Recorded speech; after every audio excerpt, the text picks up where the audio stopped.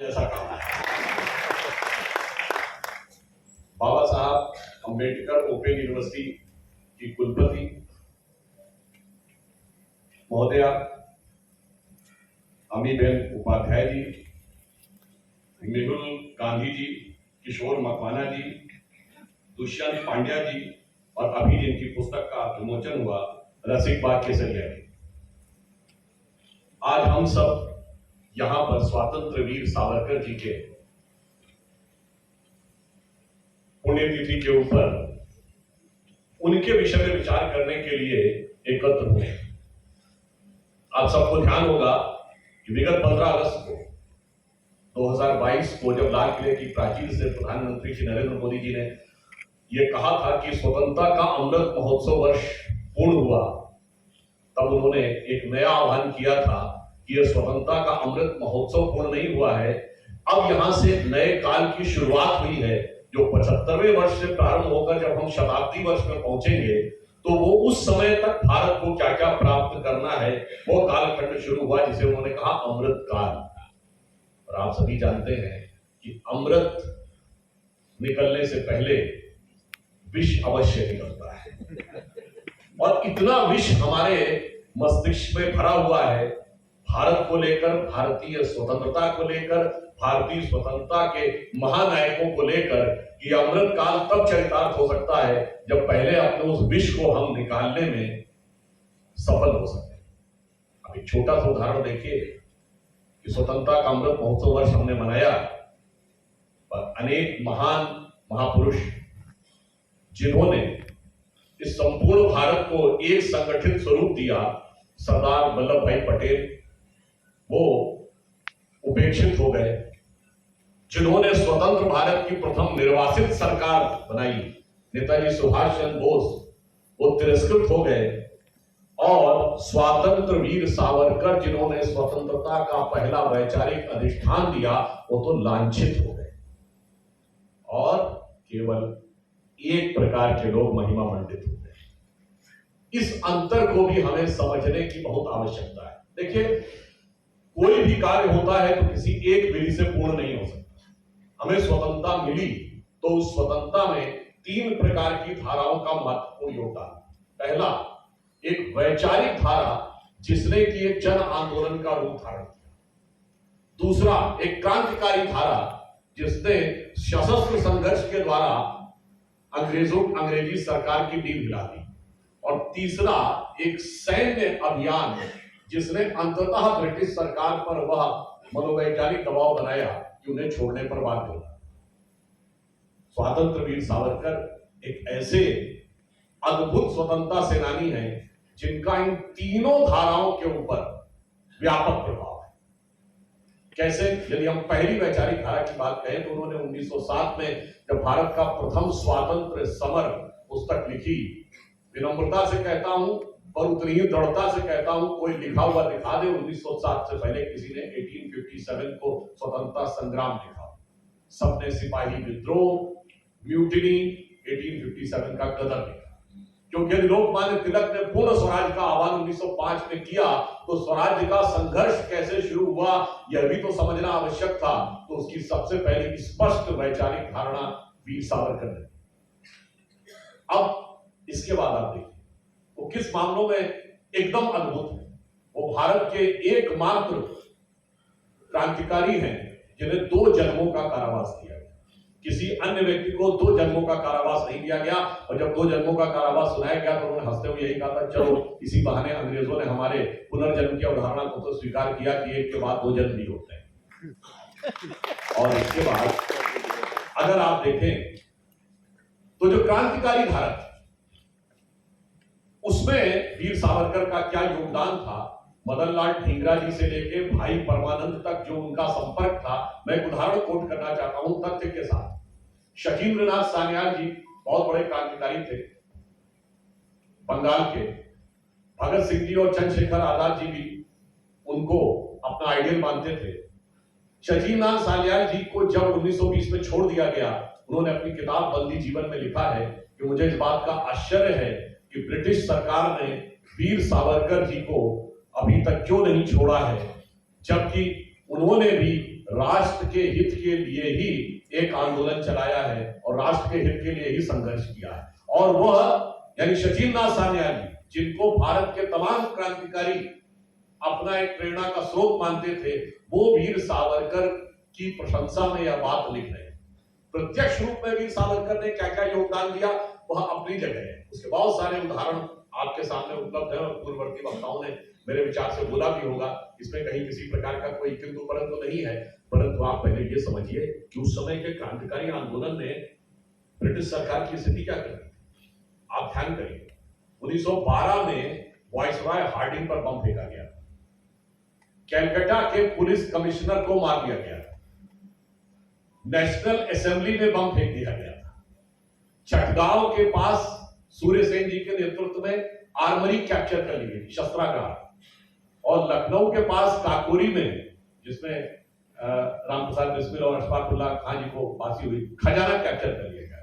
Can you imagine कि armoury capture हो जाए, ट्रेजरी कैप्चर हो जाए, पुलिस कमिश्नर मार दिया जाए, वाइसरॉय पर बम फेंक दिया जाए, नेशनल असेंबली में बम फेंक दिया जाए, तो सरकार तो हिल गई होगी, मगर इन सबका कोई योगदान नहीं, इनका कोई योगदान नहीं था। बल्कि दुर्भाग्य बाद के वर्षों में इन सब के लिए वामपंथी इतिहासकारों द्वारा प्रतिपादित उस बाएं हाथ से लिखे हुए इतिहास में उन सबको सिर्फ क्रांतिकारी नहीं कहा गया, उनको रिवोल्यूशनरी टेररिस्ट वर्ड। और जब हम लोगों ने सरकार में आने के बाद 2016 में मामला संसद में उठाया, वो जेएनयू ब्रांड जिन लोगों ने लिखा था, तो जानते हो उन्होंने क्या उत्तर दिया? वो उस जमाने में इस कॉन्टेक्स्ट में यूज नहीं होता था, अगले एडिशन में हम ये शब्द हटा दें।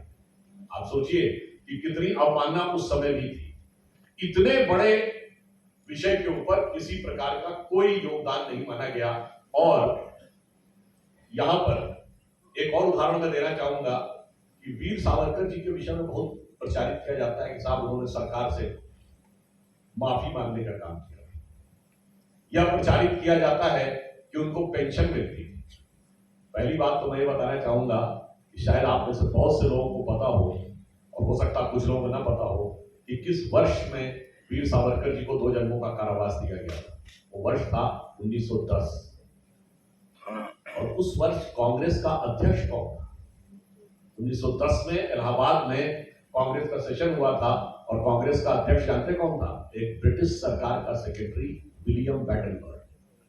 कितनी मजेदार बात कि ब्रिटिश सरकार के सेक्रेटरी की अध्यक्षता में जो बैठे थे, यानी ब्रिटिश सरकार उनको अपना दोस्त मान रही थी, आप उनके हुक्मरानों के पैरों तले बैठे हुए थे, और आप कह रहे हैं जिसको वो सबसे बड़ा दुश्मन मान रहे थे, जिसे 1 नहीं 2 जन्मों के कारावास की सजा दे रहे थे, वो संघर्ष नहीं कर रहा था। आप under the aegis of then Secretary of the Government of India, you were fighting the cause of freedom. अब एक चीज और, वीर सावरकर जी को जब जेल से छोड़ा गया तो जानते हैं उनके साथ क्या क्या शर्त की गई? उनकी प्रॉपर्टीज कॉन्फिस्केट कर ली गई, उनकी लॉ की डिग्री विदहेल्ड कर ली गई, उनपे यह प्रतिबंध लगाया गया कि आप कोई पुस्तक नहीं लिखेंगे। उनपे यह प्रतिबंध था, उदय मावलकर जी इस विषय को बहुत अच्छे ढंग से जानते होंगे, कि किसी अखबार में आर्टिकल नहीं। आप सोचिए, तो इसलिए यानी जब आपके सारे आय के स्रोत ही बंद कर दिए गए, लिखेंगे नहीं, किताब नहीं लिखेंगे, अखबार में आर्टिकल नहीं लिखेंगे, वकालत नहीं करेंगे, कोई भी कार्य नहीं कर सकते, मगर वो स्वतंत्रता का संग्राम नहीं लड़ रहे थे।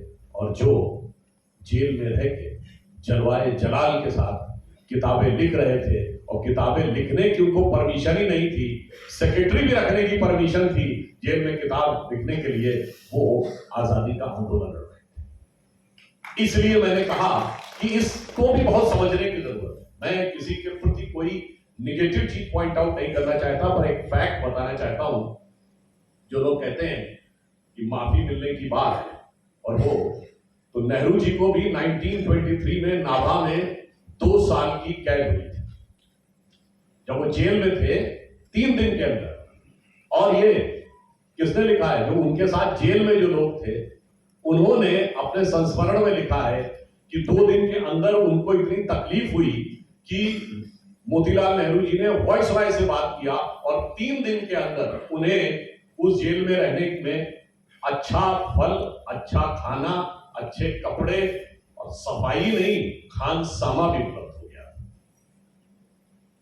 और उन्हें 2 साल की सजा हुई दोपहर में, और शाम होते होते ब्रिटिश एडमिनिस्ट्रेटर ने अपनी स्पेशल पावर का यूज करते हुए वो सजा माफ कर दी। आप सोचिए, इसके बावजूद वो स्वतंत्रता का महान संघर्ष था। एक बड़े फेमस शायर हुए हैं अकबर इलाहाबादी, उन्होंने एक बड़ा फेमस शेर लिखा है, और वो उस समय ऐसा माना जाता है कि मोतीलाल नेहरू जी के लिए लिखा था। आप सबने शायद सुना हो कि कौम के गम में खाते हैं डिनर हुक्काम के साथ, रंज लीडर को है बहुत मगर आराम के साथ।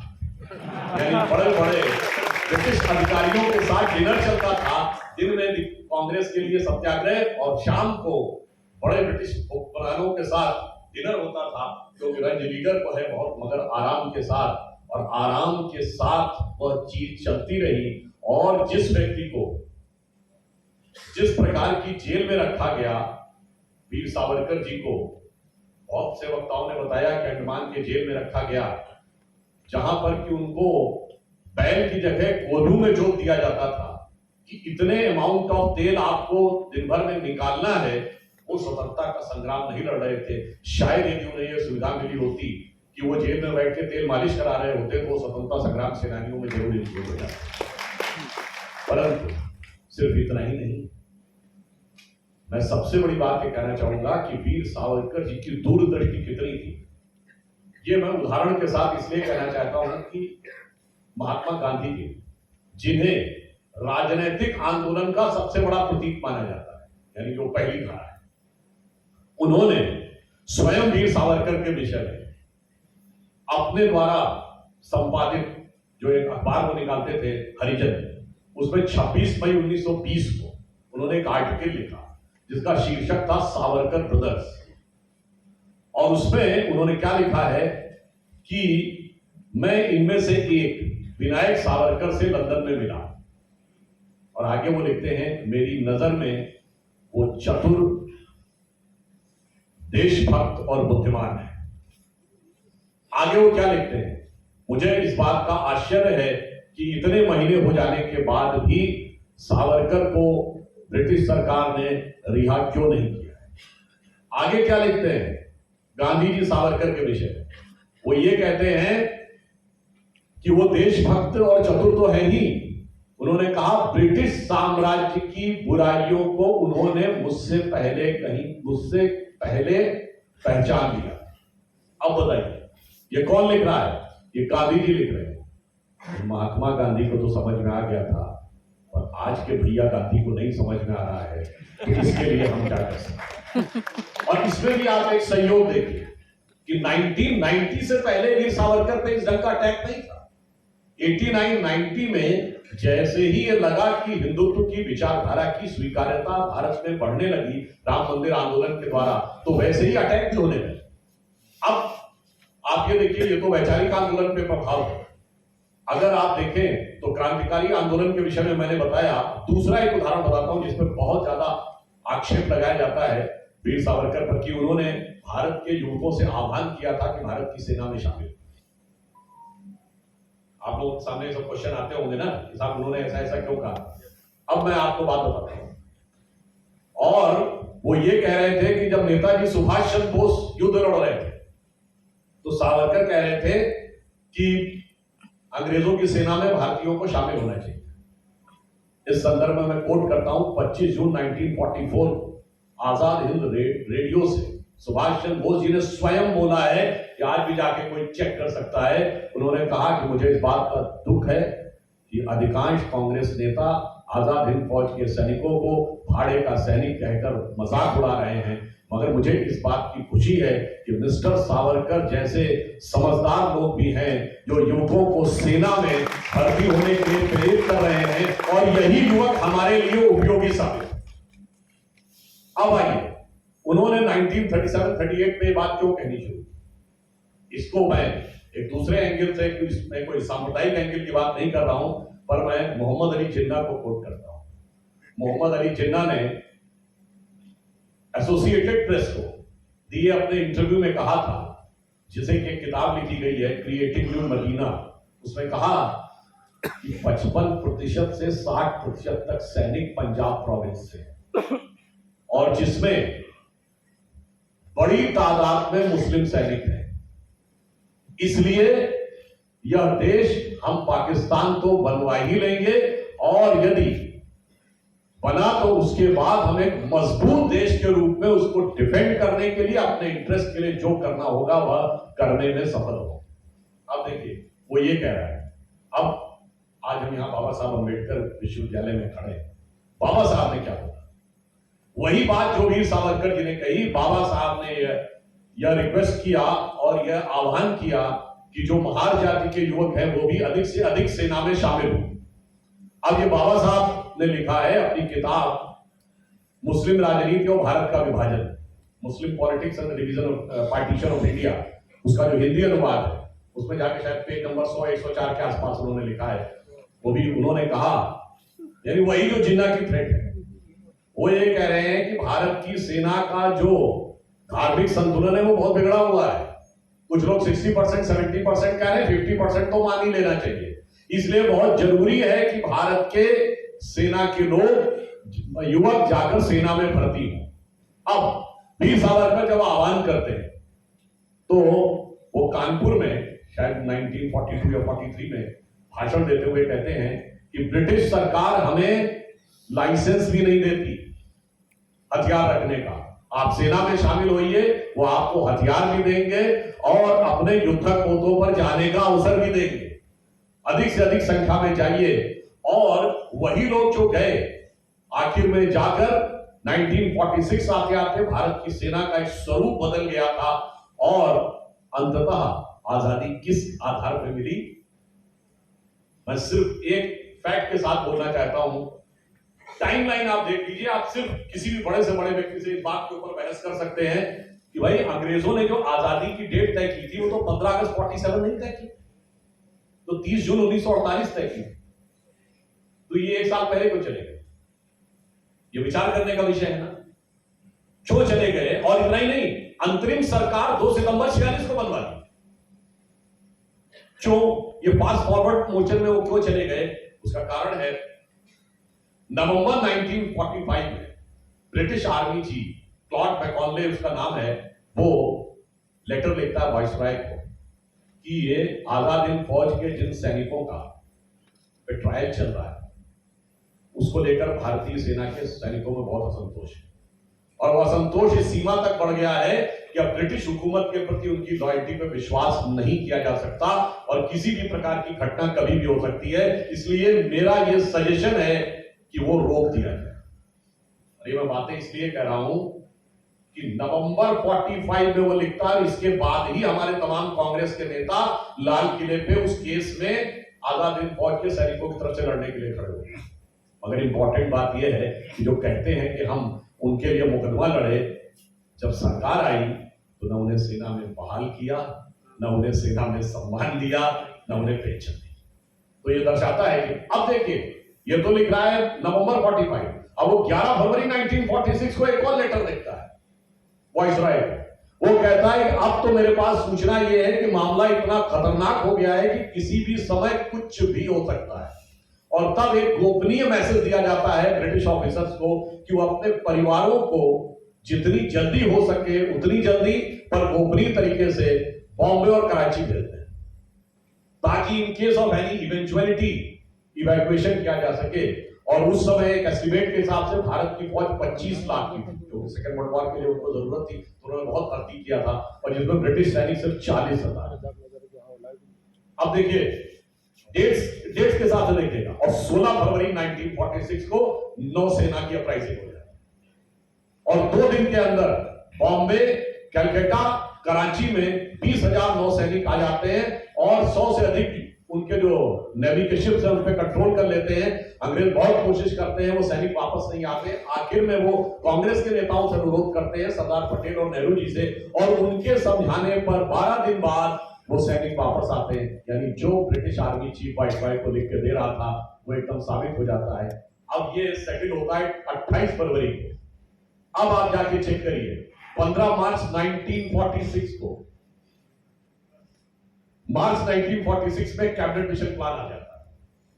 ताबड़तोड़ तुरंत वो निर्णय लेते हैं 2 सितंबर 46 को हमें अंतरिम सरकार बना देनी है, ताकि अब जो कुछ हो ये जाने, हमसे कोई मतलब नहीं।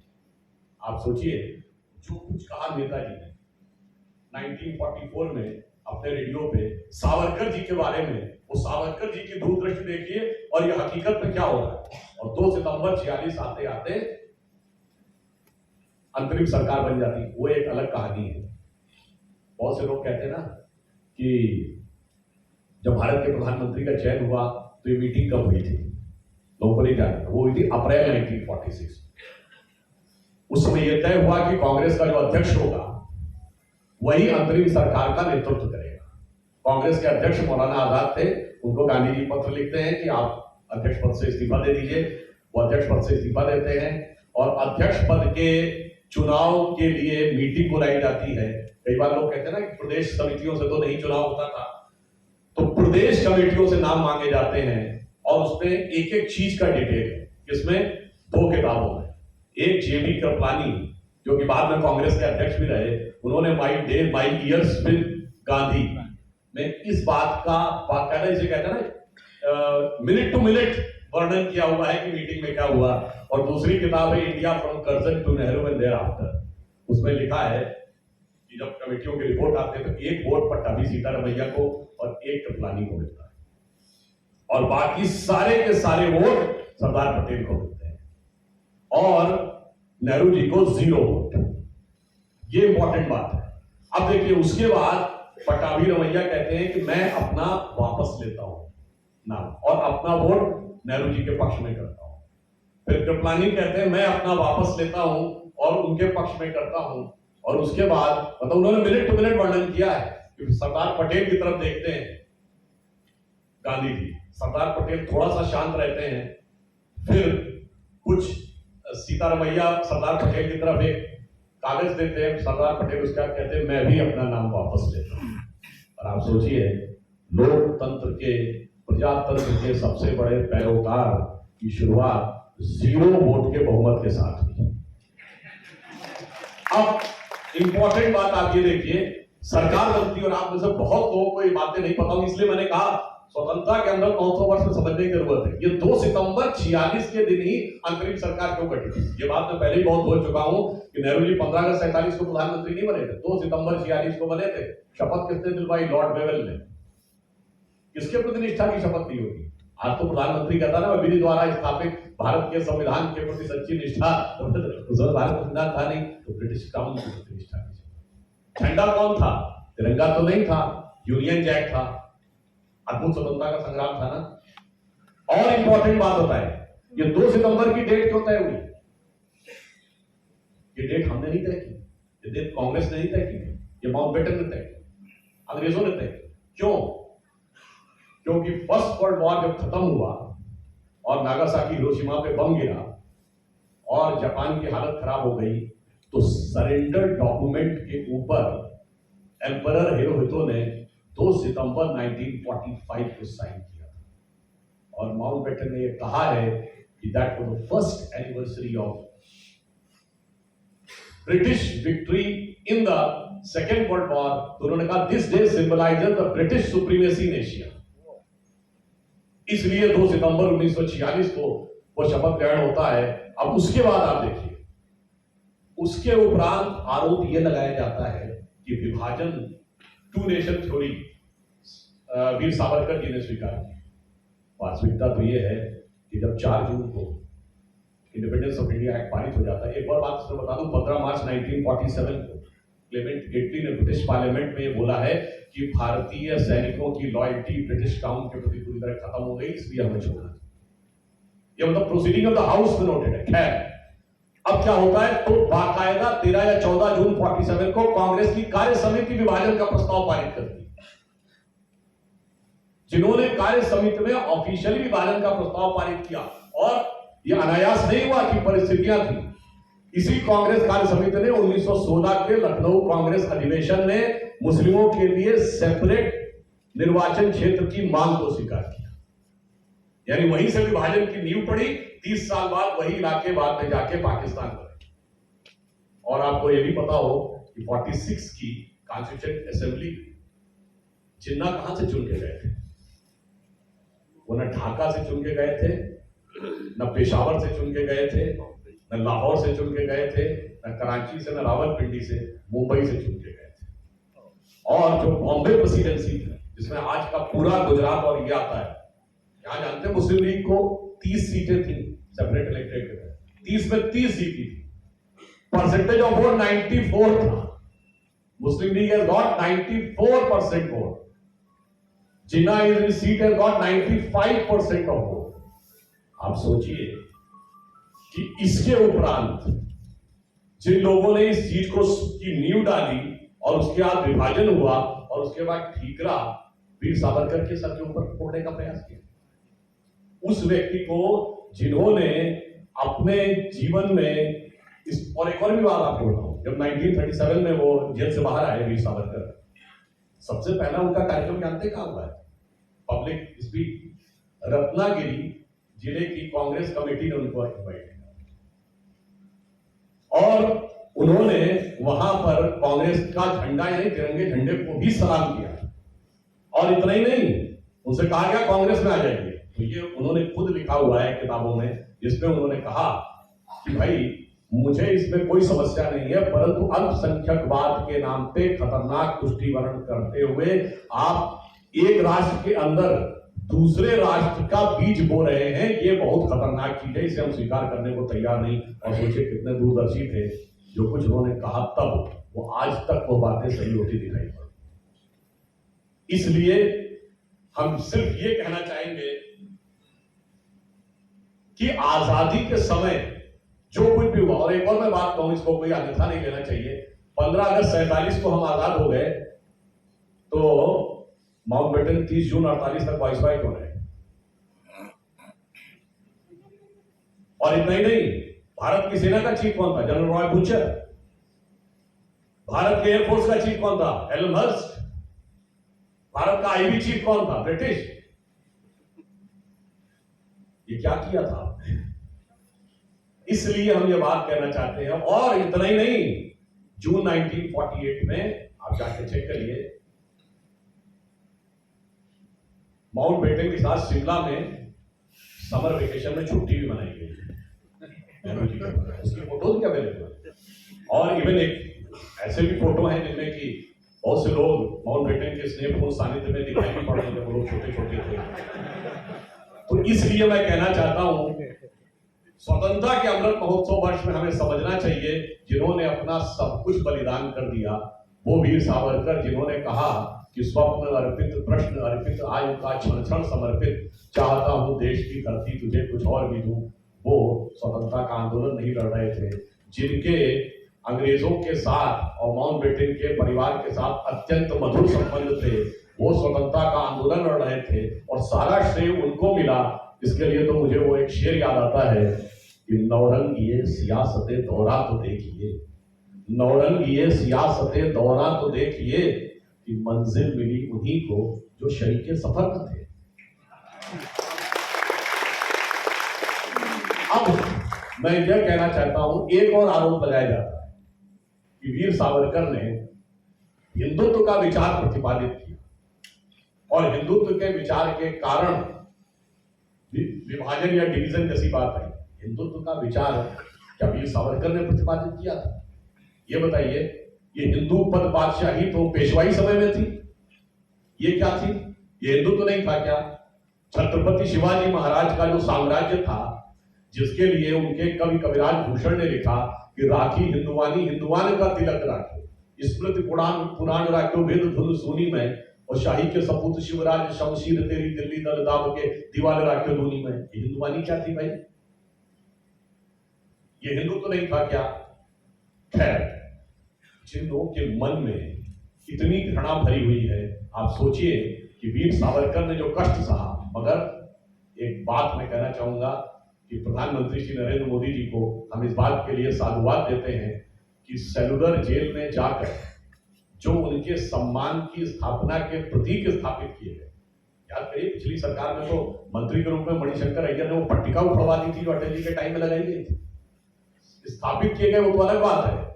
पिछले वर्ष नवंबर में G20 देशों के प्रतिनिधि का जो पहला दौरा हुआ था वो अंडमान की सिल्वर जेल में हुआ था और वो लोग उस गए जहां वीर सावरकर को रखा गया था। उनके हाथ पांव बांध कर कई बार बेड़ियों में जकड़ के रखे जाते। इवन वहां के मेमोराइड्स में लिखा है खाना पीना तो छोड़िए, बाथरूम जाने के लिए भी फिक्स टाइम था। तो उसी सेल में कई बार लोगों को बाथरूम करना पड़ता था और उसी में उनको पूरा टाइम गुजारना पड़ता था। सोचिए कितनी अमानवीय यातना उन लोगों ने सही। उसके बाद स्वतंत्रता तक भी बात हो जाती तो ठीक था। स्वतंत्रता के बाद सबसे ज्यादा लांछन तो छोड़िए, फिजिकल अटैक, वीर सावरकर के भाई को के ऊपर प्राण घातक हमला, उनका घर तो छोड़िए, उनके भाई के ऊपर हमला, उनके घर पे बाकायदा भीड़ में जाके मॉब लिंचिंग की। यानी एक तरफ एक व्यक्ति जिसने 14 वर्ष की आयु से व्रत लिया देश के लिए संघर्ष करने के लिए इंग्लैंड से लेकर भारत तक इतना व्यापक संघर्ष किया कि ब्रिटिश सरकार इतनी डरती रही कि उसने उस पर प्रतिबंध लगा दिया कि आप कुछ बोलेंगे नहीं, लिखेंगे नहीं, किताब नहीं लिखेंगे। 2 वर्षों का कारावास दिया और उसके बाद स्वतंत्रता के बाद उनको यह पुरस्कार मिला कि उनके लोगों के ऊपर आक्रमण।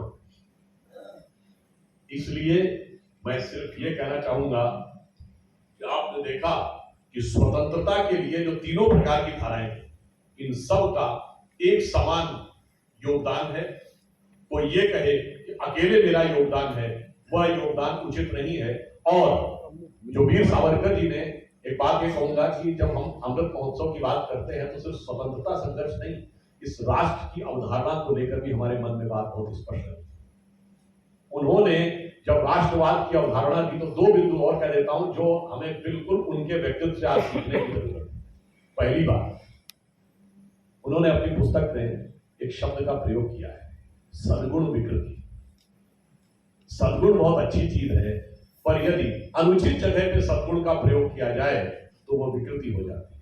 इस संदर्भ में उन्होंने प्रयोग किया कि यदि पृथ्वीराज चौहान मोहम्मद गोरी को इतना सद्गुण का ध्यान रख रहे हैं कि पीठ दिखा दी तो आक्रमण नहीं करेंगे, आप तो समर्पण कर दिया तो मारेंगे नहीं, और अनेकों बार छोड़ा नहीं होता तो ये स्थिति नहीं होती। उन्होंने कहा इतना बार छोड़ना यह उचित नहीं है। इनका मानना था कि सद्गुण का प्रयोग ये देखकर किया जाना चाहिए कि सामने वाले की पात्रता क्या है। और यही मैं कहना चाहूंगा कि गांधी जी से भी यही गलती हुई कि गांधी जी ने सत्याग्रह जैसे श्रेष्ठ अभियान का प्रयोग जब सज्जन लोगों के हाथ सामने किया, सभी लोग दब गए। गांधी जी के आगे कांग्रेस पार्टी झुक गई, गांधी जी के आगे सरदार पटेल झुके, विभाजन के बाद जो 55 करोड़ वाला प्रस्ताव पारित था पूरी सरकार झुक गई, सुभाष चंद्र बोस झुके, बाबा साहब अम्बेडकर पुनः पैक्ट के समय झुके, परंतु एक व्यक्ति नहीं झुका, वो था मोहम्मद अली जिन्ना। तो सावरकर सही थे ना, सद्गुण का प्रयोग आपको पात्रता देखकर करना है। तो आज के समय में भी हमें समझना होगा कि हमारी उदारता, श्रेष्ठता और जो महानता है ये सारी की सारी तब है, ये जग नहीं सुनता निर्बल जनों का शांति प्रवचन, शीश है उसको झुकाता जो कर सके रिकुमार मर्द। तो जब तक वह शक्ति हमारे अंदर नहीं होगी तब तक हम उस चीज को अंगीकार नहीं कर सकते। और दूसरा, इस राष्ट्र के बारे में जो हमारी अवधारणा है, जो हमारे माइंड में बैठाने का प्रयास किया जाता है कि राष्ट्रवाद क्या था। मुझे याद है बचपन के दिनों में जब राजीव गांधी जी प्रधानमंत्री थे तो टीवी के ऊपर एक शेर बहुत आता था सरकारी ऐड के बाद कि सरजमीने हिंद पर अक़वाम आलम के फिराक काफिले बसते गए हिंदुस्तान बन गया। यानी ऐसे कि हम कोई सराय थे, हम कोई सेटलमेंट थे, लोग बाहर से आके सेटल होते चले गए और हम बनते चले गए। यह विचार पूरी तरीके से आयातित अंग्रेजों के द्वारा प्रतिपादित था। सावरकर जी ने इसीलिए इसका खंडन किया। उन्होंने कहा कि यह हमारी मातृभूमि है, यह हमारी पितृभूमि है, यह हमारी पुण्य भूमि है। उन्होंने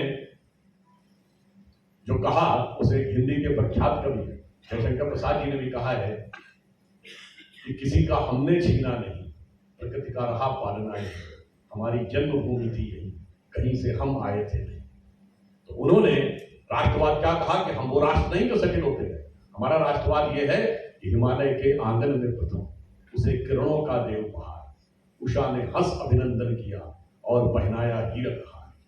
जगे हम लगे जगाने विश्व लोक में, फिर फैला आलोक, व्योम तम पुंज हुआ तब नष्ट, निखिल संस्कृति हो उठी अशोक।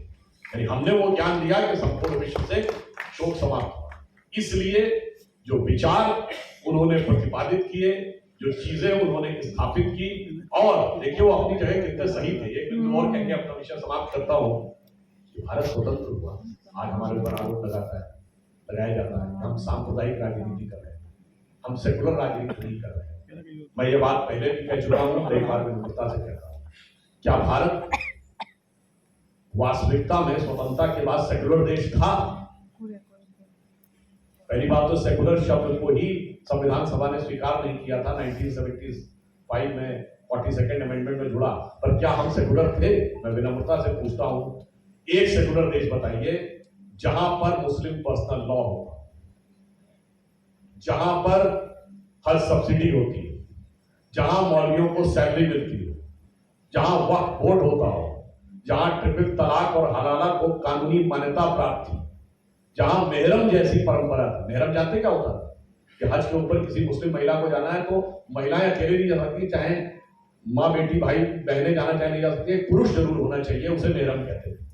और यदि सर्वोच्च न्यायालय और शरिया में कॉन्फ्लिक्ट दिखे तो सर्वोच्च न्यायालय को ओवर रूल करने के लिए पार्लियामेंट संविधान संशोधन करते हैं। मैं विनम्रता से पूछना चाहता हूं, ऐसा किसी सेकुलर देश में होता हो तो मैं इस बात पे अपने शब्द वापस लेने को तैयार हूं। इसका अर्थ क्या हुआ? भारत एक प्रकार से संवैधानिक दृष्टि से आंशिक मुस्लिम राष्ट्र था, जिसे हम वास्तविक सेकुलर राष्ट्र में तब्दील कर रहे हैं। अगर हम कहें तो उनकी सोच एकदम सही थी। एक अभी CNRC का दौर चल रहा था ना, तो बहुत कहा गया कि साहब सबको पाकिस्तान बांग्लादेश से सबको आने की परमिशन क्यों नहीं दे रहे। तो मैं आपको एक रोचक सी बात बताता हूँ। आपको याद हो अभी प्रधानमंत्री जी ने संसद में एक बात बोली थी ना कि तुम्हारे पास था कीचड़ और हमारे पास गुलाल, जिसके पास जो था उसने दिया उछाल, और कीचड़ में से कमल ज्यादा खिला। मगर आपको याद हो कि पुरानी फिल्म का एक गाना था ना कि हम लाए हैं तूफान से कश्ती निकाल के, इस देश को रखना मेरे बच्चों संभाल के। उसकी आखिरी लाइन थी कि बरसों के बाद फिर उड़े बादल गुलाल। ये फिल्म थी जागृति 1954। इसी फिल्म की नकल पर पाकिस्तान में एक फिल्म बनी 1955 में बेदारी। अगर हो तो जाके चेक कर लीजिएगा, उसमें भी ठीक यही वर्डिंग का गाना। वो क्या था कि हम लाए हैं तूफान से कश्ती निकाल के, इस मुल्क को रखना मेरे बच्चों संभाल के। और जो हमारे यहाँ कहा गया था कि बरसों के बाद फिर उड़े बादल गुलाल के, तो वहां पे लाइन थी बरसों के बाद फिर उड़े परचम हिलाल के। तो जानते क्या हुआ? देश का विभाजन हुआ, दो जगह तो परचमे हिलाल हुआ, और एक जगह मुस्लिमों का जलवाए जलाल हुआ, यानी भारत में। अब हम सबको एक समान नजरिए से देखने का प्रयास कर रहे हैं। ये मलाल बाकियों को नजर आता है। इसलिए मैंने ये कहा था CNRC के समय में, जब कहते थे सबको आप अपना दे दीजिए, हम लोगों ने कहा भाई एक बार तुम कहो तो कि परचमे हिलाल के झंडे तले तुम महफूज नहीं हो। मोदी जी और अमित शाह जी के हिंदुस्तान में ज्यादा महसूस कर रहे हो, तो एक बार बोलो तो हम स्वीकार करने को तैयार, मगर वो तो बोलने को भी नहीं तैयार। तो इसलिए सिर्फ अंत में हम ये कहना चाहेंगे, ये राष्ट्र एक बड़े परिवर्तन की तरफ आगे बढ़ रहा है, जो प्रधानमंत्री जी ने कहा, और इसे आप संयोग ही मानिए कि स्वतंत्रता के 75वें यानी अमृत महोत्सव वर्ष में हम ब्रिटेन को पीछे छोड़ के 5वीं बड़ी अर्थव्यवस्था बने हैं। इस स्वतंत्रता के अमृत महोत्सव वर्ष में हमारी वो स्थिति बनी है कि इस देश में जहां पिस्तौल भी नहीं बनती थी, वहां लड़ाकू जहाज भी बनने जा रहा है। C-295 की फैक्ट्री बड़ौदा में बनने जा रही है। अब हमारा ब्रह्मोस मिसाइल भी बन रहा है।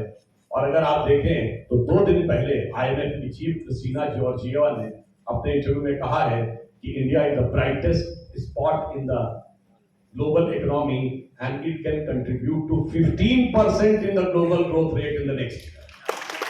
इसका मतलब सिर्फ ये मैं कहना चाहूंगा कि जब 21वीं सदी, देखिए 19वीं सदी में 1 जनवरी 1901 को, जब ये कोई राजनीतिक मंच नहीं, फिर भी एक बात कह देता हूं, 1 जनवरी 1901 को जब इस देश में सूरज उगा तो पूरे देश में किसकी सरकार थी? अंग्रेज की। 1 जनवरी 1951 को जब इस देश में सूरज उगा तो पूरे देश में किसकी सरकार? कांग्रेस की। और 1 जनवरी सन 2001 को जब इस देश में 21वीं सदी के पहले सूरज की पहली किरण पड़ी तो इस देश में किसकी सरकार थी? भाजपा की थी, अटल जी के नेतृत्व में। और 2001 में ही एक नया सूर्योदय गुजरात की धरती से भी हुआ था, जब नरेंद्र मोदी जी ने राजनीति में पदार्पण किया था और अगले दशक में पूर्ण बहुमत की सरकार। इसका मतलब बहुत साफ है कि 19वीं सदी अंग्रेज की थी, 20वीं सदी कांग्रेस की थी और 21वीं सदी भारतीय जनता पार्टी। और जो हाल का गुजरात का चुनाव हुआ है उसने दिखा दिया है कि 1 जनवरी को जो सूरज उगा था वह प्रबलता और प्रखरता के साथ भास्कर बनता हुआ उभरता चला जा रहा है। तो मैं सिर्फ ये कह के बात समाप्त करता हूं, वीर सावरकर जी को ये श्रद्धांजलि देते हुए कि अपने जीवन का सब कुछ राष्ट्र के लिए समर्पित करने के बाद भी उन्हें फूलों का हार नहीं मिला, उन्हें अंगारों का हार मिला। मगर चिंता की बात नहीं है, हम अंगारों का हार भी वो स्वीकार करते हैं और वो लोग हैं जिन्होंने वो आधार बनाया कि देश का इतिहास बदला। तो मैं ये पंक्ति कह के समाप्त करता हूं उनके लिए कि अंगार हार उनका जिनकी सुनहाक समय रुक जाता है, अंगार हार उनका जिनकी सुनहाक समय रुक जाता है, आदेश सिद्ध कर देते हैं, इतिहास उधर हो जाता है।